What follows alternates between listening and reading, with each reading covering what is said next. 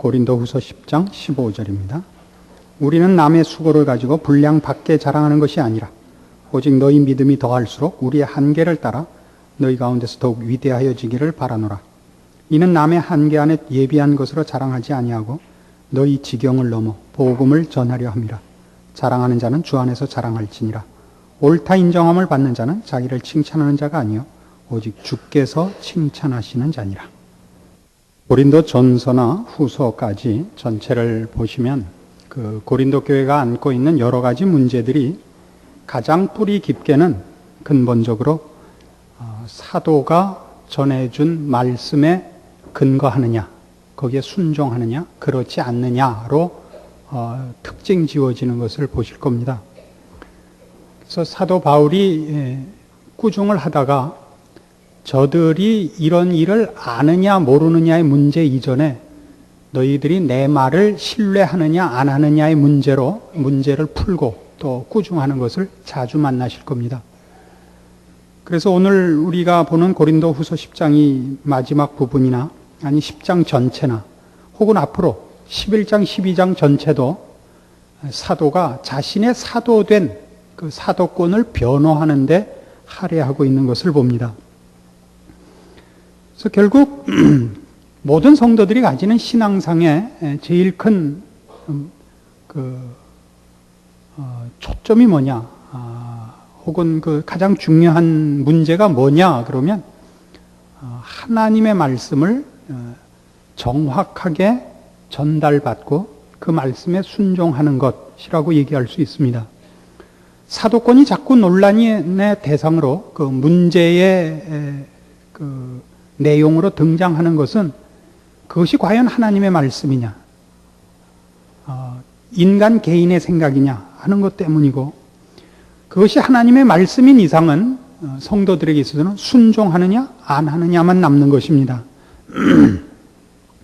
그래서 오늘도 이 내용을 가지고 우리가 따질 때 지금 우리의 현실 속에서 따지자면 목사와 성도들 간에 한 교회에서 서로 간에 분명히 해둬야 할 것이 무엇이냐 하는 우리의 현실적인 문제로 돌아오게 되고, 그럴 때 목사가 과연 하나님의 말씀에 충성되냐 이것을 스스로에게 물어봐야겠고, 성도들은 거기에만 초점을 가지셔야겠고, 또 성도 여러분들은 정당한 하나님의 말씀에 순종하느냐 안 하느냐 하는 문제로 스스로를 점검해야 될 것입니다. 오늘 15절 이하의 말씀을 보시면 지난번에 말씀드린 그 내용을 이어서 사도 바울이 고린도 교인들에게 요구하는 것은 이제 뭐가 되느냐 하면,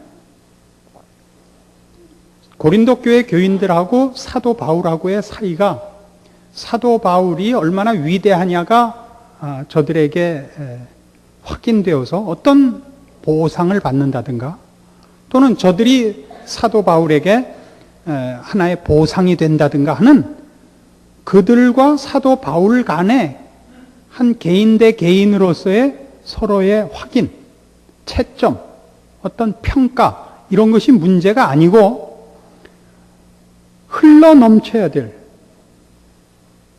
땅끝까지 전파돼야 될 하나님의 복음의 말씀과 하나님께서 이루시고야 말 일이 정체되지 않고, 또는 이렇게 변질되지 않고 저들을 채우고 그 채워진 것으로 저들이 이 자기네가 먹고 마시고 채워진 것을 남에게까지 전달하는, 넘치고 갖고 전파하러 가는 데까지 가는 것이 사도가 해야 할 일, 고린도 교회가 해야 할 일, 오늘날에도 우리가 목사가 해야 할 일, 교우들이 해야 할 일이다 이겁니다. 그런 의미에서 신앙은 전도적입니다. 전도적일 수밖에 없습니다. 그런데 이 전도적이라는 것은 그렇게 간단하지가 않습니다. 우리가 예수 믿은 것을 확인하고 전도 전략을 세우고 테크닉을 배우고 그래서 뛰어나가서 열심히 문을 두드리고 사람을 만나서 전도지를 돌리고 예수 믿으라고 권하고 이런 차원에서의 전도적이라는 것이 아닙니다. 15절 보시면 우리는 남의 수고를 가지고 분량 밖에 자랑하는 것이 아니라 오직 너희 믿음이 더할수록 우리의 한계를 따라 너희 가운데에서 더욱 위대하여지기를 바라노라. 이는 남의 한계 안에 예비한 것으로 자랑하지 아니하고 너희 지경을 넘어 복음을 전하려 함이라. 이렇게 나옵니다. 사도 바울이 위대해진다는 것은 여기서 그가 하나님의 종으로 위대해지는 것을 말하고, 하나님의 종으로 위대해진다는 것은 그가 맡은 일로 위대해지는 것이요, 다시 말해서 하나님을 증거하는 것으로 위대해지는 것, 자신이 아니라 자기가 맡은 것이 위대해지는 것, 하나님이 위대해지는 것, 증거되는 것을 말합니다. 그것이 너희들을 통해서 더 넓은 지경으로 넘어가기를 바란다는 것입니다. 이것이 전도적 사명입니다.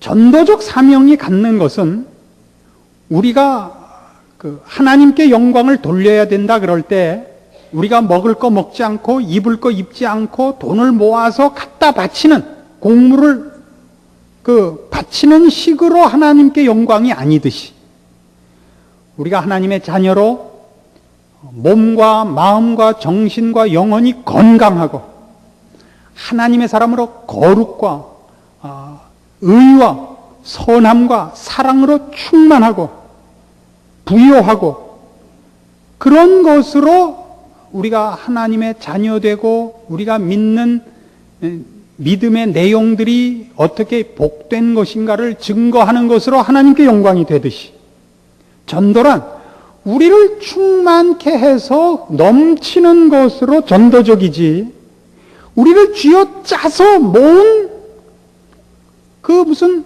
곡물이 아니라 말입니다. 말 되게 어렵네요.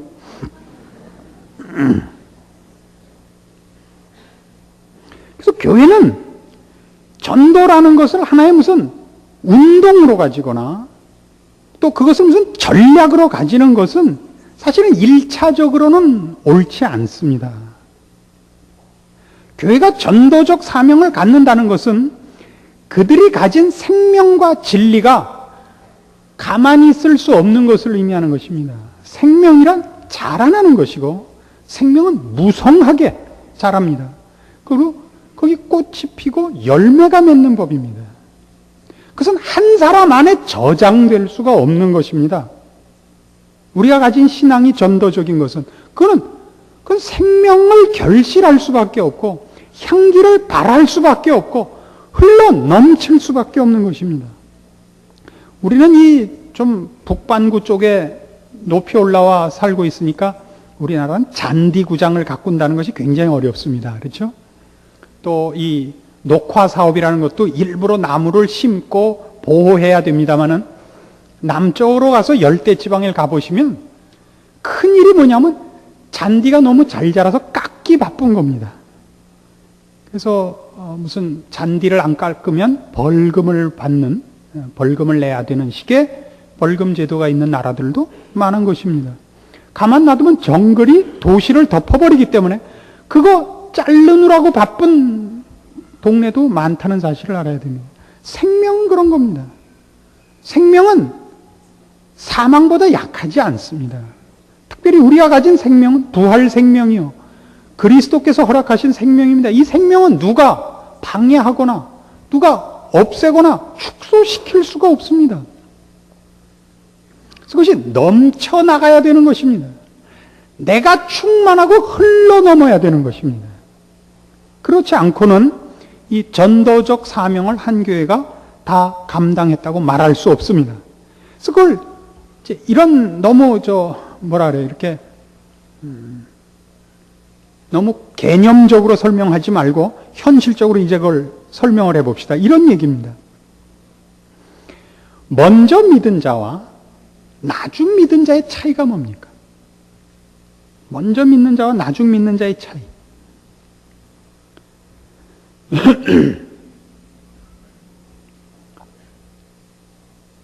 예수님의 비유 중에 그 방탕한 아들 비유가 있습니다. 돌아온 탕자의 비유가 있는데, 그 둘째 아들이 자기가 받을 유산으로 받을 몫을 미리 달라 그래갖고 다 허랑방탕해서 쓰고 나중에 돌아와서 아버지가 그를 기다리고 있다가 돌아온 아들을 붙잡고 반가워하고 새 옷을 입히고 목욕을 시키고 새 옷을 입히고 잔치를 배설하니까 큰아들이 와서 시비를 걸죠. 나는 아버지 뜻을 어긴 적도 없고 늘 순종했는데 나를 위해서는 병아리 한 마리도 안 잡더니 돈 다 허비하고 온 이 아들놈은 둘째 놈은 소를 잡고 이렇게 반가워하기냐고. 그게 이제 우리가 바로 얻어 걸리는 대목들인 것입니다. 여러분이 자녀를 키워보셔서 아시겠지만 누구에게 손이 많이 갑니까? 사고 치는 애한테 손이 많이 갑니다. 어린애한테 손이 많이 갑니다. 그래서 그 집 안에 조금 문제가 되는 애, 말하자면 공부를 못한다든가 혹은 몸에 어려움이 있다든가 해서 그 애한테 너무 집중하다 보면 그 건강한 애가 부모의 관심을 끌기 위해서 짐짓 말썽을 부리는 걸 아시죠? 짐짓 말썽을 부리는. 교회 교우들이 이 유혹에 지지 않으셔야 됩니다. 우리는 교회가 이상하게 돼 있어 갖고요. 전통적으로 이상하게 중앙 집권제로 돼 있어요. 그렇죠? 목사 외에 나머지 사람은 완전히 다 하사관입니다. 목사만 별 20개 달고 별 셋도 없고 둘도 없고 하나도 없고 영관급, 위관급 아무도 없어요. 그 다음에 최고가 상사예요. 이 아주 웃기는 동네예요. 이 동네가. 여러분 이런 생각을 해보세요. 여러분 자녀들을 시집장가 보낼 때 꼭 목사한테 주례를 받는 이유가 뭡니까? 좀 오늘 속을 좀 보고 싶어서 그래요. 왜 장로님이 하면 안 됩니까? 훨씬 좋죠. 근데 이건 양쪽이 다 웃겨요. 장로님들도 못할 일을 하라는 것 같이 펄쩍 뛰고 교우들도 장로님께 하시죠. 그러면 목사님이 나는 왜 밉게 봤나? 나는 왜 찬밥인가? 이렇게 생각을 해요. 목사가 주례를 하면 뭐 더 잘 사는 줄 아세요? 아니에요. 이거 왜 이런 일들이 생겼나 몰라요. 이건 아마 우리 역사의 어떤 유산일 거예요. 우리나라는 원래 지방분권제라는 게 역사상 있어 온 적이 없습니다. 우리나라는 봉건사회가 있어 온 적이 없어요, 사실은. 중앙집권제로 여태껏 있어 왔습니다. 특이하게도. 그래서 여러분 잘 아시는 무슨 삼위인곡, 이런 정철의 시가 같은 것도 보시면 저 땅끝 외진데 그 유배를 가서도 매일 무슨 관심하냐? 오늘 아침에 우리 임금님께서 무엇을 드셨을까? 모든 관심이 거기 있어요. 지방 수령으로 한 고을에 사또로 가도 그 고을을 다스려서 백성을 어떻게 잘 살게 하는 것보다는 오늘 우리 임금님이 누구를 만났을까? 뭐라고 했을까? 온통 관심이 거기 있어요. 그래서 내려갔으면 그게 한번 갔다 오는데요. 그래갖고 어떻게 중앙요로에 손을 써서 다시 빨리 돌아가야 돼요, 중앙으로. 그래서 지방에서는 누가 오면 왔다 가는 사람에 불과하기 때문에 토호 세력끼리 이렇게 대강대강 해먹고 살아요. 이방, 호방 해서. 그건 지금도 똑같아요. 은행에서 지점에 어디 뭘로 이렇게 내려가면 그냥 그건 윗사람들끼리 이렇게 왔다 갔다 몇 년씩 왔다 갔다 하는 거예요. 그건 윗사람끼리 노는 동네는 따로고 밑에 그냥 거기서 지방에서 해먹는 건 따로예요. 뭐 판검사가 돼서 왔다 갔다 하는 것도 그렇고 뭐 도지사를 하든 시장을 하든 다 마찬가지예요. 그러니까 지금도 청와대 누구 그러면 사기가 통한단 말이죠. 이거를 목사한테 모으지 마시고 하나님께 모으세요. 왜 목사한테 모으는지 이해를 못하겠어요. 저희는 24시간 중에 전화를 2시간만 켜놓습니다. 저희 집에 전화를 안 받으면 받기 싫어서 빼놓은 줄 아십시오. 저희 집에 전화할 이유가 없습니다, 여러분들이. 여러분들은 성경 말씀을 저한테 배운 것과 성경책과 그리고 기도할 수 있는 특권을 갖고 있습니다. 저한테 전화해봤자 매몰찬 얘기밖에 들을 게 없습니다. 저는 정의라고는 개뿔도 없는 사람입니다. 그래서 따뜻한 위로의 말씀을 기대하지 마십시오. 장로님들께 하십시오. 권사님들께 하고. 저는 칼같이 말씀을 전해야 되는 사람입니다. 너무 심했나요?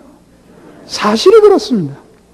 생긴 것부터 패랍게 생겼고 인정이라고는 보고 죽을래도 없습니다. 그래서 우린 지금 어떤 문제가 있느냐 하면 목사가 누구와 만나느냐, 누구에게 관심을 갖느냐, 모든 성도들의 관심이 모아져 있습니다. 우리 교회 얘기는 아닙니다. 우리 교회도 뭐 안 그런 건 아니지만 우리 교회는 그래도 좀 낫습니다. 한국 교회 전반적인 실태를 얘기하는 겁니다. 이건 신앙에 대단히 손해가 됩니다. 대단히 손해가 됩니다. 목사가 누구를 만나고 누구와 같이 있을 때는 그 사람이 죽을락 말락해서 그러는 겁니다. 건강한 사람은 만날 필요가 없습니다. 여러분들은 직접 만나지 않아도 응급처치를 받지 않아도 될 만큼 크신 분들이기 때문에 만날 필요가 없는 겁니다. 그래서 이 교회 안에 잘못하면 어떤 싸움거리가 생기느냐 하면 대부분의 교회에서의 그 목사의 실패는 오래된 신자보다 새로 오는 신자를 좋아합니다. 왜 그런지 아십니까? 오래된 신자들은 이미 예전에 한 몫을 하고 이제는 쉬고 있기 때문에 새삼스럽게 욱하고 일어나지 않기 때문에 이제 좀 뭐랄까 정열이 식어 있죠. 새로운 사람들은 뭐든지 하려는 대로 하거든요. 그래서 대부분의 교회는 보면 막 신앙을 시작하는 사람들은 목사가 좋아합니다. 전 그러지는 않습니다. 저는 시정여일 양쪽에다 관심이 없습니다. 저는 누가 새로 왔다 그러면 그런가 보다 그럽니다. 제 설교 듣고 이것이 생명의 말씀이구나 알고 살아남으면 기특하다 생각하고 중간에 뭐 이런 교회가 있어 그러고 가면 일찍 잘 갔다 그렇게 생각합니다. 오래 있는 사람은 내 속을 알겠지 이렇게 생각을 합니다. 근데 어느 날 목사님 그럴 줄 몰랐어요 그러면 그 속을 아는 줄 알았더니 모르고 있었구나 그렇게 생각합니다. 그래서 뭐 좋다든가 뭐 나쁘다든가 이런 평가는 절대 안 합니다. 그렇다 이겁니다. 그래서 누가 어때요 그러면 어디 두고 봅시다 그렇게 얘기를 하죠. 정말 그런가? 다음에 와서 보죠. 어때요? 정말 그렇죠? 그럼 안 봤는데요? 그러죠. 관찰해보지 않았는데요. 저는 말씀을 준비하고 증거하는 것 외에는 별로 관심이 없습니다. 대단히 죄송합니다. 여러분은 여러분의 신앙과 여러분의 운명과 여러분의 현실을 위해서 여러분은 스스로를 책임지셔야 됩니다. 저는 절대 책임지지 않습니다. 제가 여러분을 책임지면 제 일은 누가 책임집니까? 이해하시겠습니까? 이 말을? 서양 사람들은 이번에 우리 무슨 심장병 어린이 돕기였나요? 무슨 뭐 백혈병 어린이 돕기였나요? 얼마 전에 했죠. 저는 못 봤는데 저녁에 집에 들어갔더니 저희 집사람하고 저희 딸애하고 눈알이 빠져서 아주 그냥 굴러다녀서 어떻게 된 일이냐 그랬더니 뭐 보고 운 거예요. 펑펑 울어가지고 얘기를 들어보니까 그거 보고 뭐 여기저기서 전화가 오고 그래서 그날 하루 만에 10억이 모였대요. 우리나라 사람은 꼭 이렇게 해요. 불쌍한 사람을 만나면 그 사람 인생을 내가 책임을 져요. 대신해요. 그건 좋아요. 근데 그 사람 인생을 대신해주면 내 인생은 누가 책임져요? 내가 해야 할 일은. 나는 여기 문을 하나 내가 막고 있어야 돼요. 근데 저기 죽어가는 사람이 있어서 이거 놓고 가서 그 문 막으면 이 문은 누가 막고 있어요? 알아들으세요? 이 냉정무쌍한 이 말을 알아들으셔야 돼요. 우리의 신앙은 전부 뭐냐 하면 와서 울고 불고 그래갖고 나 불쌍하죠. 나 불쌍하죠. 그래서 불쌍해요. 근데 어떡하자고요? 불쌍해서. 둘이 같이 도망가자고요? 어떡하자고요? 불쌍한데. 당신 불쌍하게 한 그 사람을 와서 같이 죽이자고요? 어떡하자고요? 불쌍해요. 그러나 할 수 없어요. 그걸 견디고 이기고 혼자 울고 그리고 버텨야 돼요. 하나님이 어떻게 해결해 줄 때까지 매일 울고 나와야 돼요. 하나님 아직도입니까? 아직도입니까? 아직도입니까? 그렇게 해야 돼요. 설교 더럽게 살벌하게 됐는데 이 부분은 우리가 너무 못한단 말이에요. 이거 은혜롭게가 안 돼서 대단히 죄송한데 생각하면 참 은혜로운 설교예요.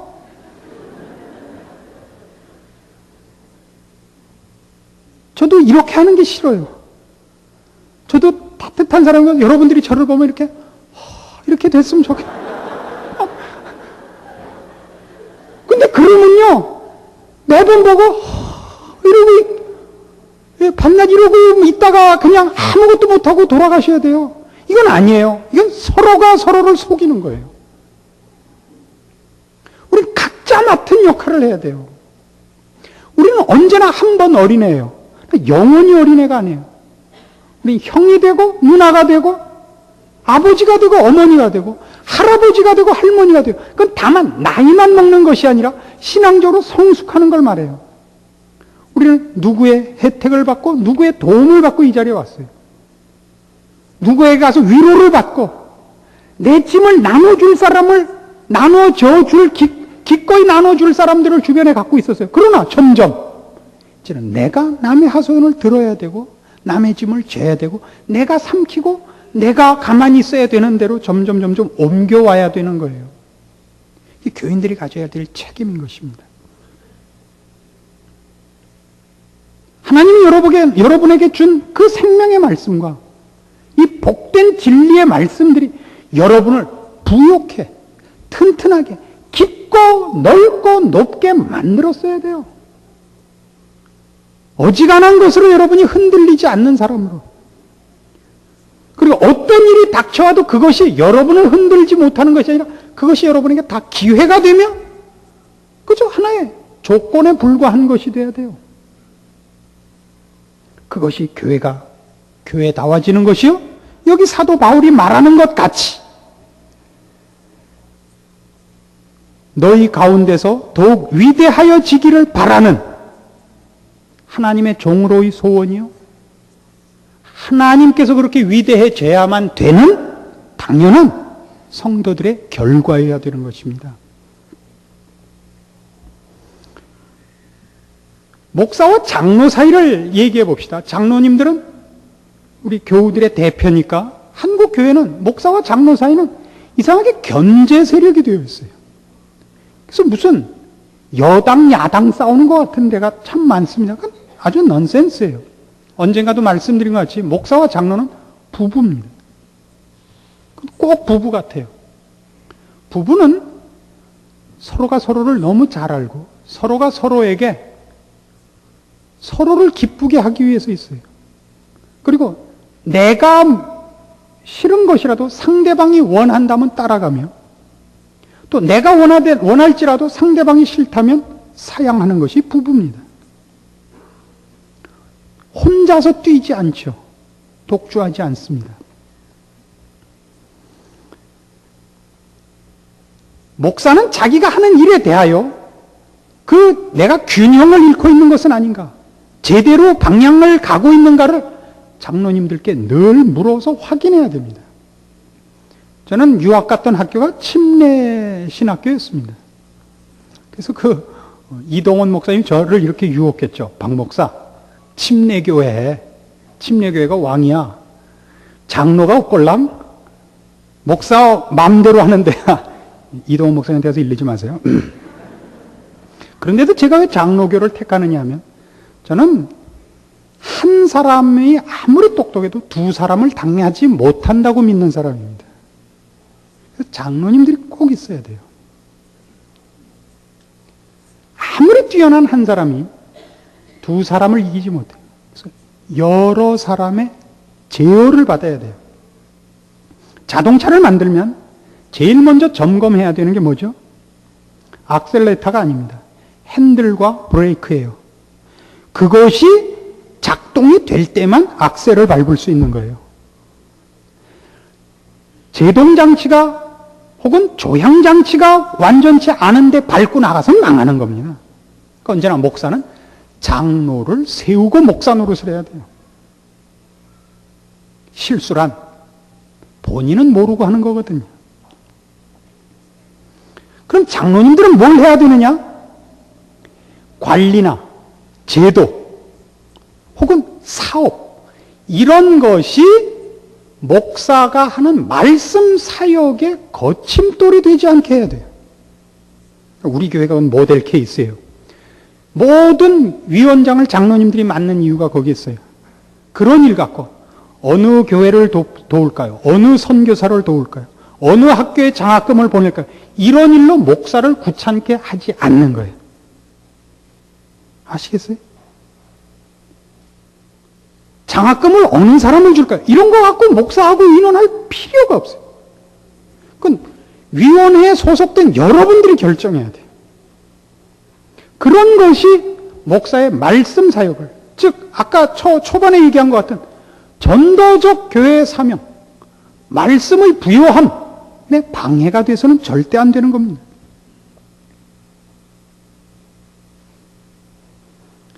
그렇게 될 때만 한 교회는 전도적 사명을 감당하게 되는 것입니다.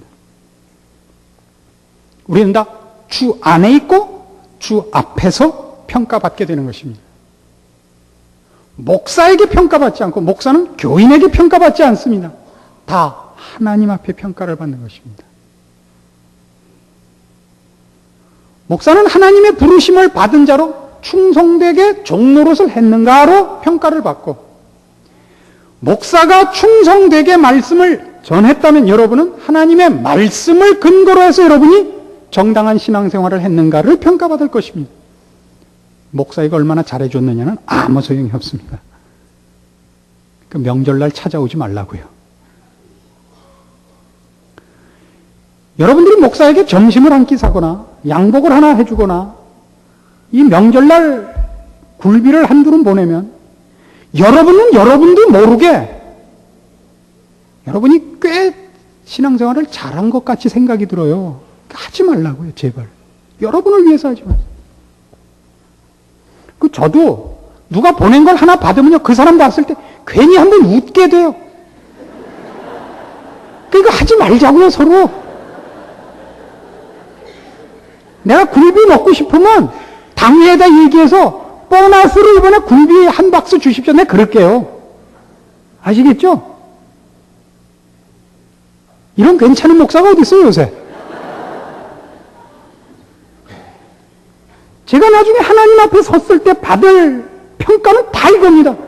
여러분을 어떻게 하나님 앞에서 그 말씀으로 제대로 세웠는가지, 여러분과 내가 어떻게 가까운가는 개뿔도 필요 없는 거라고요. 오늘 왜 이렇게 개뿔이 많이 나와요? 어느 날은 쥐뿔이 또 나오더니. 이해하시겠죠? 이게 뒤에 이렇게 나와요. 고린도후서 11장 1절부터 보세요. 이 심정을 여러분이 이해해 줬으면 좋겠어요. 원컨대 너희는 나의 좀 어리석은 것을 용납하라. 청컨대 나를 용납하라. 내가 하나님의 열심으로 너희를 위하여 열심 내노니 내가 너희를 정결한 처녀로 한 남편인 그리스도께 드리려고 중매함이로다. 목사의 사명은 이거 하나예요. 여러 성도들을 하나님 앞에 세우는 것이지 여러분들과 나와가는 아니에요. 제발 우리 목사님이 건강이 나쁘시대더라, 요새 불면증이래더라, 그런 거 아실 필요가 없어요. 주일 아침 설교, 오후 설교, 3일 저녁 설교, 여러분 구역에서 성경 공부 배운 대로 하나님 앞에서 튼튼하게 사시면 그것이 하나님 앞에서 여러분이 해야 될 책임이며 여러분의 영광이며 또 부수적으로 여러분 앞에 선 목사에 대한 대접이에요. 그 이외에 아무것도 없습니다. 그거 외의 걸로 걱정을 허덜 마세요. 그런 거 우리 하지 말고 여러분은 하나님의 사람으로 커가시고 하나님의 사람으로 깊어지시고 말씀의 그 생명력과 진리됨이 여러분을 바꿔놓고 여러분을 부욕해 하고 여러분이 있는 곳에 그 열매가 나타나고 여러분을 만나는 사람이 하나님의 영광을 보게 만드시고 나는 여러분을 그렇게 만든 것으로 하나님 앞에 섰을 때 훈장 좀 달고 그러자고요. 우리는 모두 하나님 앞에서만 평가받을 것입니다. 아셨죠? 그래서 사도 바울의 소원이었고 그의 사역에 있어서 무엇으로도 흔들릴 수 없는 기준이요, 유일한 법칙이었고, 저 또한 그렇습니다. 제가 오늘날 여러분을 향해서 악을 쓰거든, 저 목사가 오늘 뭘 못 먹을 걸 먹고 나왔나? 그렇게 생각하지 마시고, 왜 악을 쓰나 좀 생각을 하시고, 뭐 험한 소리를 하면 뭐가 그토록 중요하길래 험한 소리를 하나? 여러분이 유익하고 이익될 쪽으로 생각하세요. 제가 말을 험하게 했으면 제가 하나님 앞에서 얻어맞을 테니까 그건 저와 하나님과의 문제고, 여러분은 하나님이 저를 통하여 증거하는 말씀이 있다면 그건 놓치지 않는 사람이 되어야 되고, 가르치는 대로 여러분은 사셔야 되는 겁니다. 목사님이 이제 난 잊었나 봐. 처음부터 기억한 적이 없어요. 뭘 잊어요? 기억을 했어야 잊죠. 처음부터 몰랐는데. 이름을 기억하면 좋죠. 반갑죠. 그러나 그거 다예요. 이름 외울 시간 있으면 하나님의 뜻을 하나라도 더 잘 전하는 것, 저는 그게 제 사명이라고 생각해요. 그러니까 저 같은 목사도 하나 있어야 되는 거예요. 이름 잘 외우는 목사님이 더 은혜로우면, 이렇게 말해서 죄송하지만 그 교회 가세요. 그건 어떡하겠어요? 전 이름을 못 외워요. 저희 집 아들하고 딸 이름을 못 외워요. 가끔 우리 큰놈 보고 제 동생 이름을 불러요. 말을 이렇게 해서는 안 되는 줄 저도 압니다. 그러나 우리는 사실 이런 문제에 대하여 이 정도까지 심하게 지적당하지 않으면 안 될 만큼 분위기와 습관이 젖어와 버렸습니다. 제발 오늘 여러분에게 전달해드린 이 말씀이 사도 바울의 심정이었던 것 기억하시고, 하나님이 우리에게 꼭 알게 하시고자 하는 내용이었다는 것 기억해 주시기를 바라고, 혹 여러분 들으시기에 좀 비위 상하는 것 있으면 좀 잊어주시기를 부탁합니다. 기도하십시다. 하나님 아버지, 은혜를 감사합니다. 하나님께서 우리를 사랑하십니다. 우리가 우리를 사랑하는 것보다 하나님이 우리를 더욱 사랑하십니다. 하나님의 종들을 불러세워 주의 사랑으로, 주의 안타까움으로, 그 복된 말씀으로 우리를 찾아오십니다.